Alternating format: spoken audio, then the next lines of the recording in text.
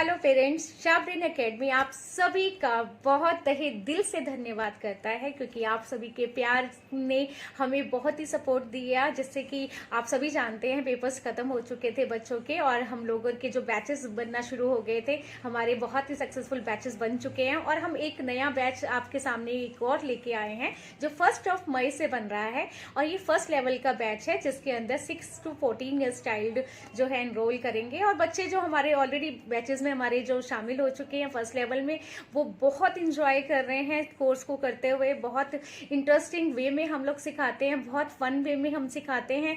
और मैथ्स के जो कंसेप्ट है यानी कि मैथ्स, क्योंकि अबैकस का कंसेप्ट हम पढ़ाते हैं और अबैकस हर एक बच्चे को कैलकुलेशन में एक्सपर्ट कर देता है, मास्टर बना देता है। तो आप अगर चाहते हैं कि आपका बच्चा भी मैथ्स में चैंपियन हो जाए, मैथ्स मीन्स कैलकुलेशन, और कैलकुलेशंस जो है वो हमारी लाइफ भर काम आती हैं, मानते हैं ना?